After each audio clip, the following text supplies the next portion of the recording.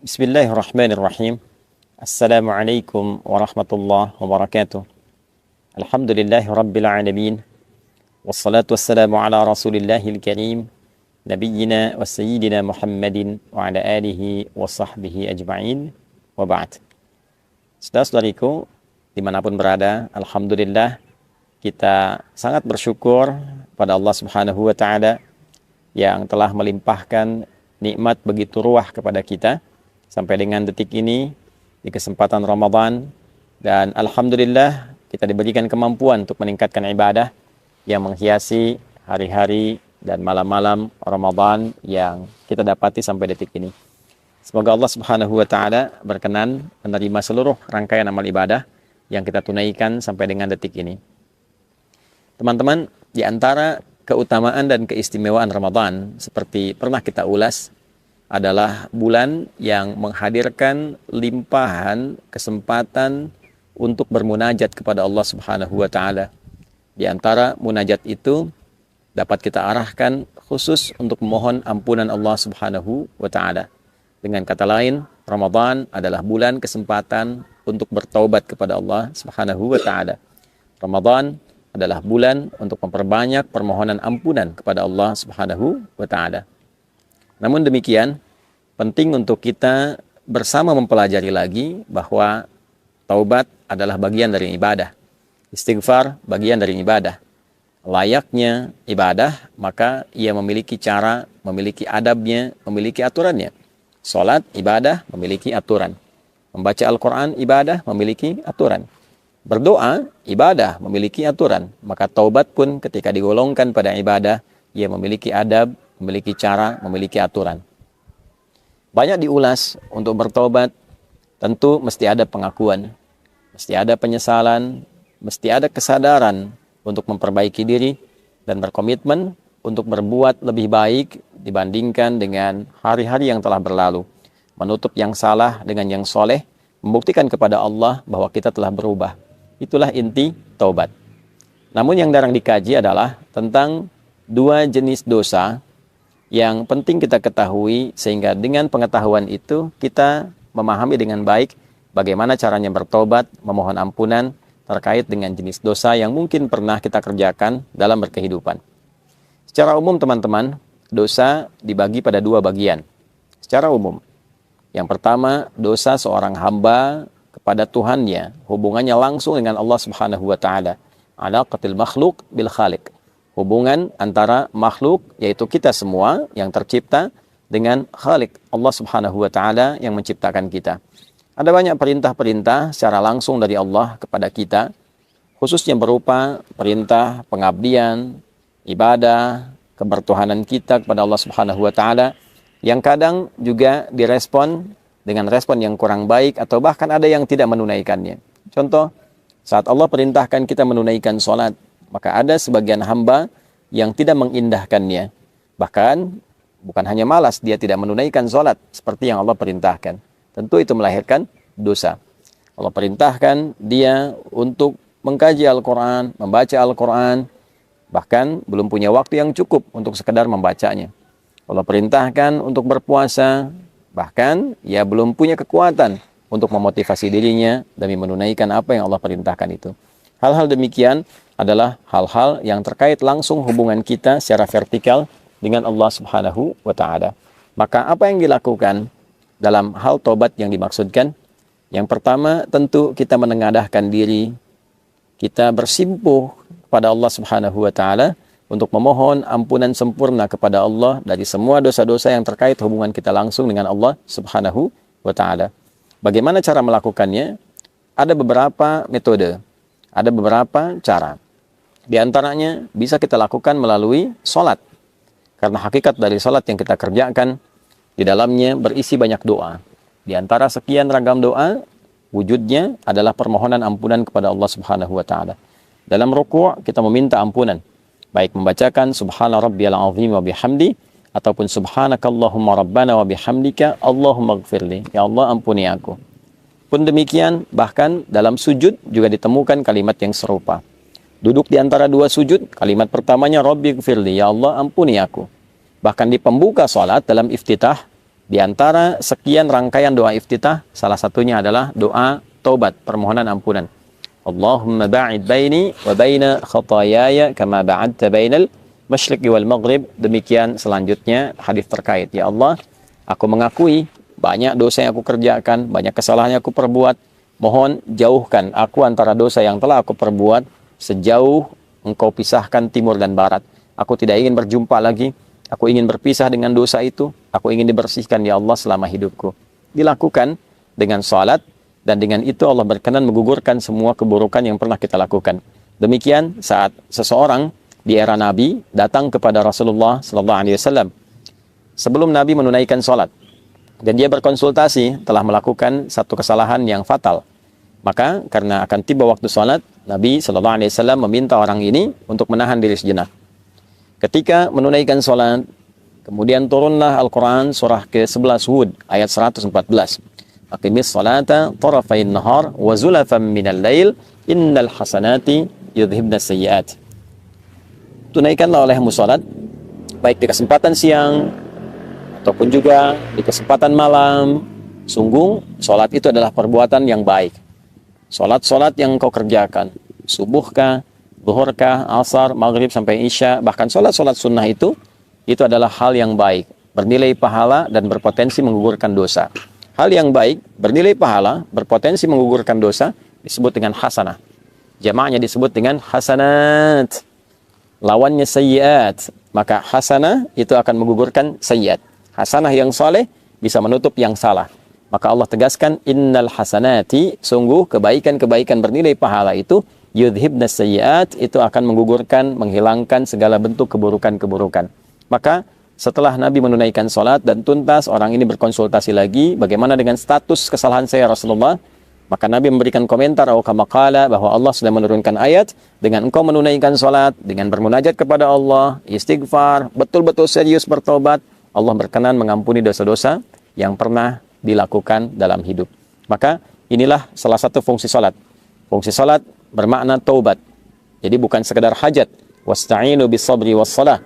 Kalau Anda punya persoalan, minta tolong kepada Allah, sabar terima, lalu menunaikan salat. Maka dalam salat kita meminta kepada Allah pertolongan. Itulah hajat. Karena itu dikenal salat adalah hajat. Tapi salat juga punya fungsi atau makna taubat. Kita mohon ampunan kepada Allah. Dalam ruku taubat, dalam sujud taubat, perbanyak, perlama dalam sujud itu, dan mohonkan ampunan Allah, ingat-ingat kesalahan apa yang kita perbuat. Setelah itu, kita minta kebaikan-kebaikan, kita berdoa dengan cara yang benar dan cara yang baik. Skema di luar sholat bisa dilakukan dengan bermunajat, mengangkat tangan, menyatukan kedua tangan, mempertemukan dua garis, mensejajarkan dengan dada, memohon kepada Allah, dan cari doa-doa spesifik sesuai dengan kesalahan yang mungkin kita pernah perbuat. Bila ada yang pernah bertindak yang fatal, sampai dosa, mohon maaf, menghilangkan misalnya nyawa orang lain, ada zikirnya ditemukan dalam Al-Quran. Rabbi inni zalamtu nafsi. Ya Allah, aku telah berbuat salah pada diriku sendiri. Faghfirli, maka mohon ampuni aku ya Allah. Aku menyadari aku salah, tapi aku juga memahami Engkau Maha Pengampun atas semua kesalahan yang pernah diperbuat oleh hambamu. Maka Allah menjawab, faghfaralah.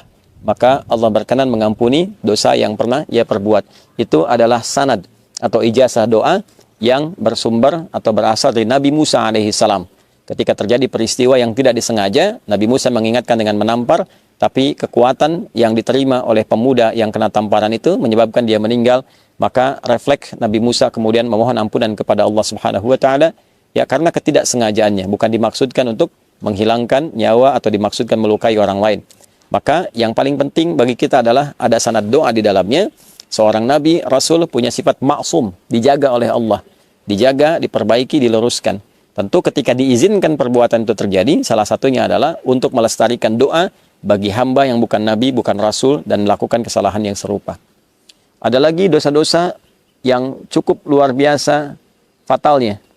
Apakah terkait dengan 7 dosa besar misalnya?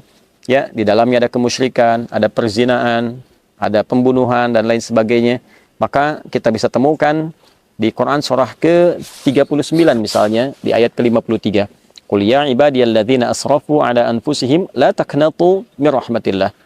Duhai hamba-hambaku, Muhammad SAW viralkan, sampaikan kepada hamba-hambaku yang merasa dosanya begitu berlimpah, banyak, sampai akan menyimpulkan, ya Allah ini kayaknya udah nggak mungkin diampuni. Kata Allah, jangan bicara begitu. Sepanjang kau masih hidup, nyawamu belum sampai di kerongkongan, jangan putus asa dari kasih sayang dan rahmatku. Ya, jangan putus asa. Allah menyampaikan, jangan putus asa. Karena yang putus asa itu cuma setan. Ya, sepanjang kita masih hidup, selalu ada peluang. Jangan pernah dengarkan vonis manusia. Allah yang memutuskan, Allah yang memberikan solusi. Innallaha yaghfiru dzunuba jami'a. Allah menegaskan, aku ampuni semua dosamu kalau engkau mau datang serius bertobat. Ya. Dan ada juga zikir umum yang digambarkan dari beragam kesalahan, apa yang pernah kita perbuat, khususnya terkait dengan pelanggaran terhadap perintah Allah Subhanahu wa taala. Misal, pelanggaran-pelanggaran umum yang tadi disampaikan atau aspek lainnya. Maka zikir Nabi Adam bisa kita gunakan, yang dilestarikan oleh Nabi Muhammad, diajarkan pada kita. Rabbana zalamna anfusana wa illam taghfir lana wa tarhamna lanakunanna minal khasirin. Demikian ditegaskan di surah Al-A'raf itu. Itu diantara sekian yang bisa kita uraikan, bisa kita bacakan, guna setidaknya harapan untuk menghilangkan dan juga menghapuskan kesalahan yang kita perbuat dengan seizin Allah Subhanahu wa taala. Namun demikian, ada dosa-dosa pula yang terkait dengan sifat adamiyah, hablu minan nas. Al-bu'dal insanil ijtimai, aspek sosial. Ya, dengan teman, pernah menfitnah, pernah bikin hoax, ya, utang yang belum dibayar, ya tidak melahirkan dosa. Tapi ketika kadang-kadang berutang mudah, membayar utang tidak mudah, ya. Nah, seringkali ada provokasi dari setan dan itu diambil, justru terbalik. Alih-alih memberikan kemudahan kepada pemberi utang untuk membayar walau dengan mencicil. Nah, ini kadang-kadang muncul setan memprovokasi, malah membicarakan pemberi utang sendiri, atau menyebarkan kekurangannya, atau bahkan bersikap hal yang tidak baik. Ya, dia telah memberikan dengan sangat mudah, tapi ketika diminta justru yang keluar misalnya kata-kata kasar, ya, tidak dibayarkan, dalam saat yang sama justru menyebarkan aib atau membuat informasi yang salah, yang keliru, sehingga dengan tujuan ingin menutupi kesalahan yang pernah diperbuat. Ini sifat dosa adami, ya, dosa yang terkait dengan sifat kemanusiaan secara sosial. Artinya fitnah, artinya hoax, artinya sifat mencela, merendahkan orang lain. Maka cara tobatnya tidak hanya dicukupkan dengan minta ampun kepada Allah, tapi diharuskan meminta maaf kepada orang yang terzalimi. Ya, jika orang itu mengabaikan, maka ditutup hubungan kita dengan dia. Yang dimaksudkan begini, semisal ada orang mencela kita, lantas kita mengabaikan itu, kita biarkan, kita abaikan, ya, kita mintakan kepada Allah solusi kebaikan, saya tidak ingin menanggapi. Maka kita yang dicela itu oleh Allah akan ditutup hubungannya dengan orang tadi dalam hal memikirkan dia, dibuat seakan-akan tidak ada masalah. Tapi orang yang mencela tadi, ya, sebelum dia minta maaf kepada orang yang dicela, maka tetap akan tergantung keadaan taubatnya, tetap tergantung keadaan permohonan ampunannya kepada Allah sebelum dia meminta maaf kepada orang yang telah dicelanya itu.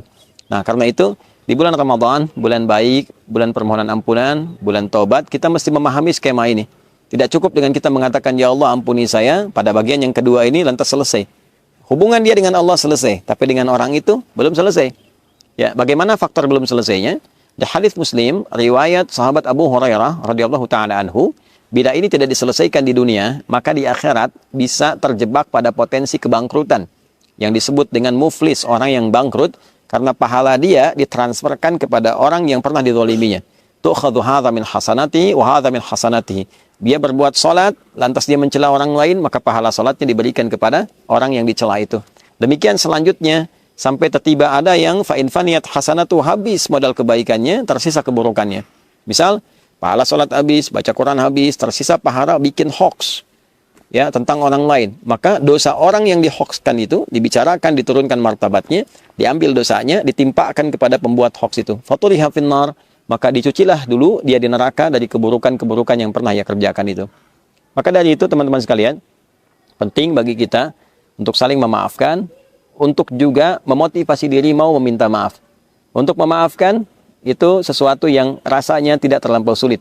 Namun untuk meminta maaf, hal itulah yang kadang-kadang jarang disadari pentingnya untuk dilakukan, karena banyak hambatan yang setan hadirkan dan tidak menginginkan hamba kembali menjadi baik. Untuk itu, saya ingin mengingatkan pada diri pribadi dengan menyampaikan sebesar-besarnya.